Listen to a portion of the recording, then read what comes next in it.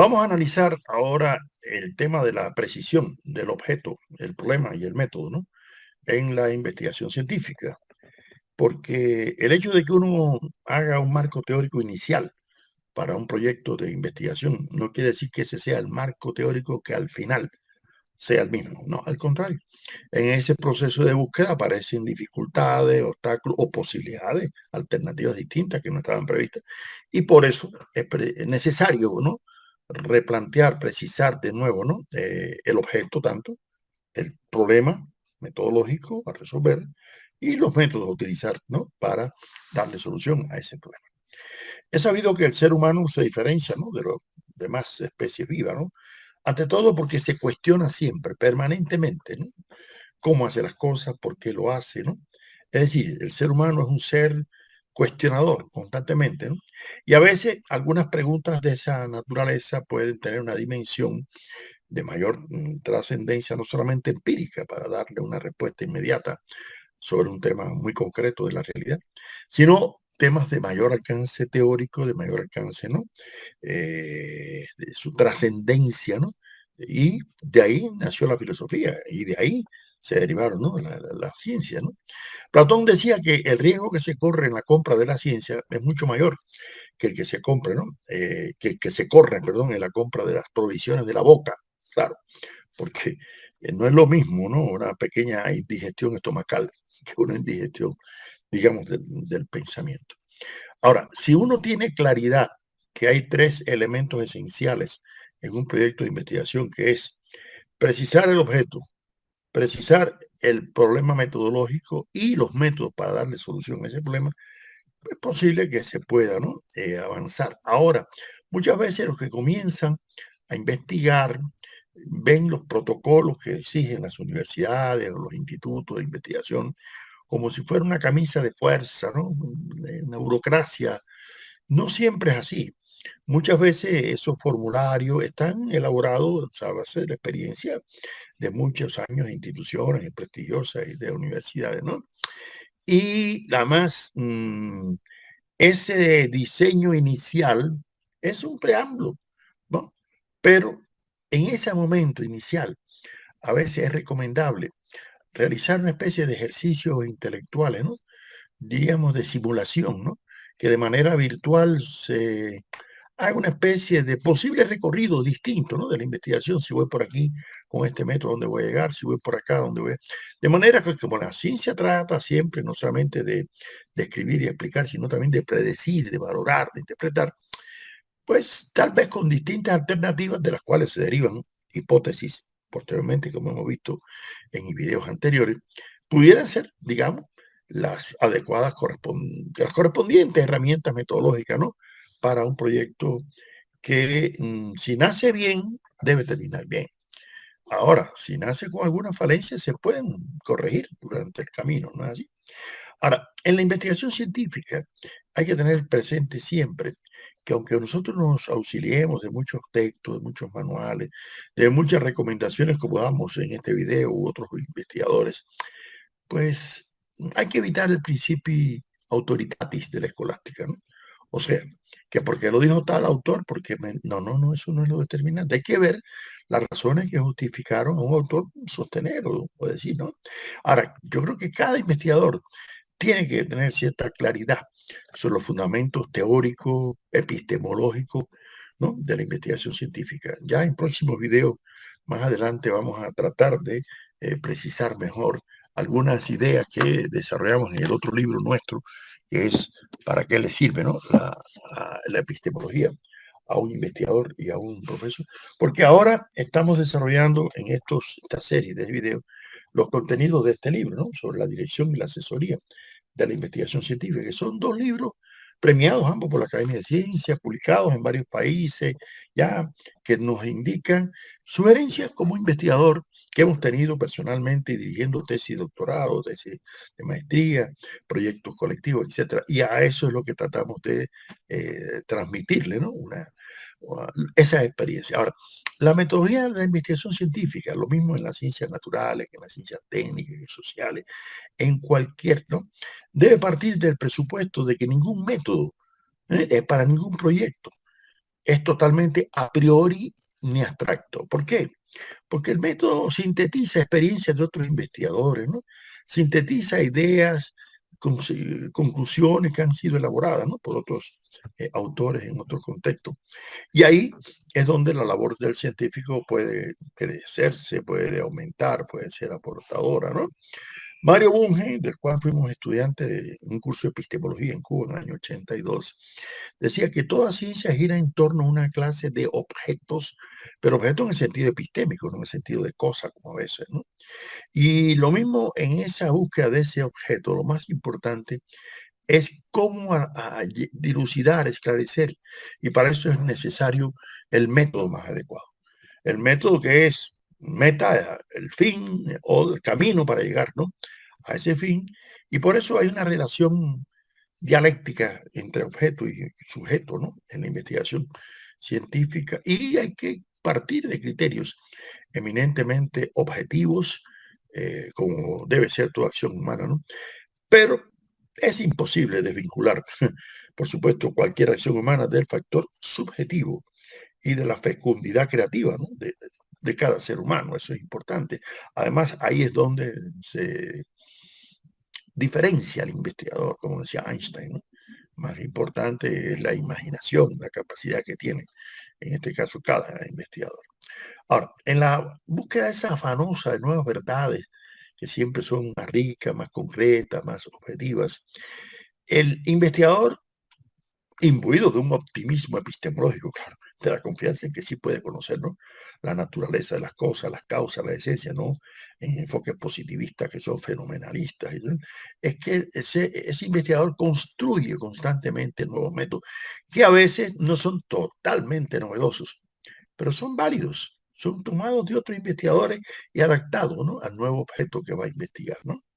Y ahí es donde tiene que saber el investigador deslindar la perspectiva subjetiva, ¿no? De las mediciones, de las observaciones, sobre todo en los métodos cuantitativos, ¿no? En los métodos cualitativos. Y esa tarea es realmente poco ardua, ¿no? Porque no es muy sencillo, ¿no? Descontaminar de ingredientes subjetivos, ¿no? La actividad científica. Por eso Piaget, que estudió mucho desde, claro, una posición constructivista, insistía, ¿no? En que el investigador realmente no es solamente un receptor, ¿no? De una simple impresión de objetos en el sujeto, ¿no? Como tal vez decía Aristóteles también, la huella que deja el anillo en la cera. No, no, no, no, no. Según Piaget, el ser humano, en esa percepción del objeto, hay una interacción de aprendizaje en el cual el sujeto, a partir de una acomodación de esquemas de asimilación y de impresiones que vienen del mundo objetivo, él los acomoda, ¿no? De acuerdo a su perspectiva subjetiva, ¿no? Y también a la experiencia que tenga. Y por eso, si tiene más experiencia, por supuesto que va a ser, ¿no? Es más creativo, ¿no? Y podrá establecer analogías más avanzadas. Entonces, si se parte de esos criterios, se puede llegar a la conclusión de que el investigador, aunque aísle aparentemente una probeta de un laboratorio, ¿no? Una serie de insumos, ¿no? Sin embargo, siempre va a estar permanente allí, aun cuando haga mediciones muy objetivas con los aparatos y los instrumentos más precisos, o con las herramientas sociales, de entrevista, encuesta, lo que sea. Siempre la carga subjetiva va a estar latente y hay que tratar de evitar caer en el extremo del internalismo, que supone que todo el conocimiento procede de la subjetividad, o del externalismo, ¿no es así? Que quiere decir que no, que tiene que necesariamente limitarse, ¿no? A todo lo exterior, ¿no? En este caso. De manera que el investigador tiene que ser alguien que interactúe de una forma muy dialéctica, ¿no? Entre lo objetivo y lo subjetivo y no dejarse, pues, arrastrar, ¿no? Por ninguna de esas dos posiciones. Ahora, una investigación científica que esté de una concepción filosófica humanista, tal vez pueda ser muy eficaz, muy eficiente en esta época tan neoliberal, ¿no? Marcada por esa racionalidad instrumental que la Escuela de Frankfurt tanto criticó, sobre todo Marcuse, ¿no? Pero si la investigación científica no está orientada a resolver problemas sociales de mayor envergadura y no simplemente para una élite consumidora, puede ser que la investigación sea un resultado enajenante, ¿no? Y por eso yo creo que la tarea del científico es lograr un conocimiento lo más acertado posible, lo más objetivo posible, en la cual se precisen de manera conceptual todos los elementos que lo permiten, ¿no? Un conocimiento más profundo, ¿eh? Y sobre todo tratar de, en esa parcela de la realidad que va a investigar, en esa porción, lograr la mayor objetividad, ¿no? Y en eso, lógicamente, si no ha formulado bien el objeto, precisado sus parámetros temporales, espaciales, circunstanciales, de medida, de condiciones, de circunstancialidad que vimos en unos primeros videos, les resulta un poco difícil si es un objeto megalómano, faraónico, inaprehensible, ¿no? Para cualquier investigador.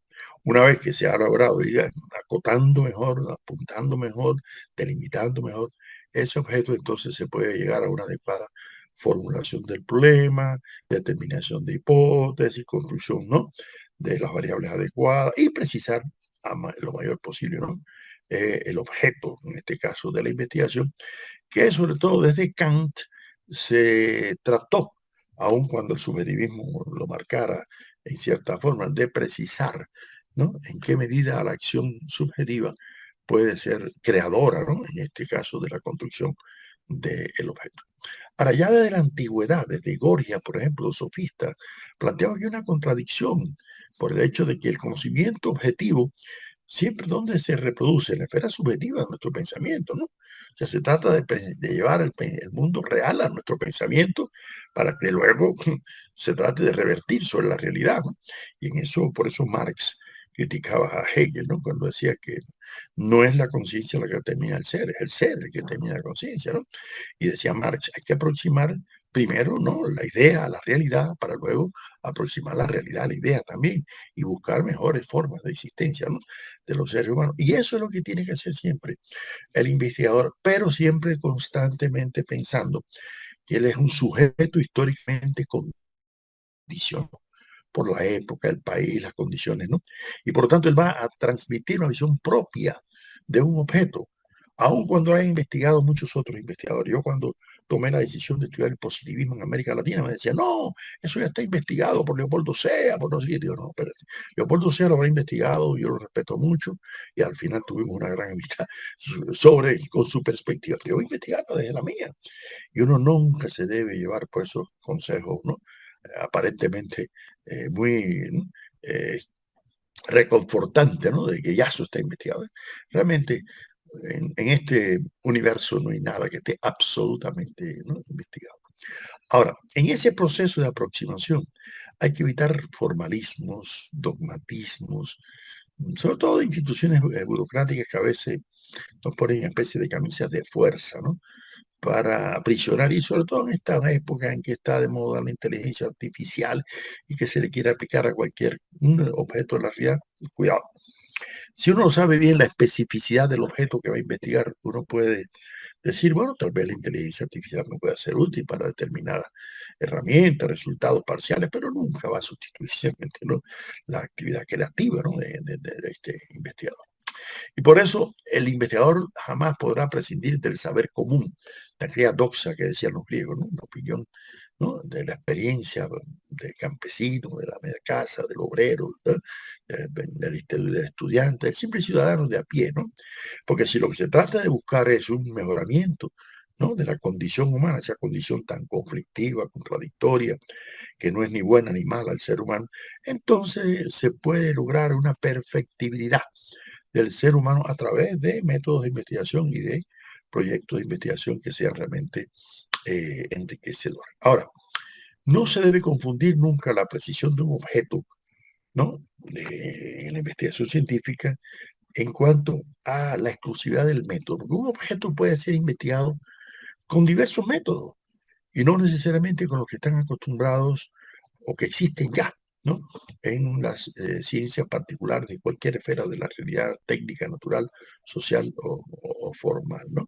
Entonces, el hecho de que cada ciencia desarrolle nuevos métodos que debemos diferenciarlo de técnicas, de procedimientos, porque el método tiene otra connotación epistemológica de mayor envergadura.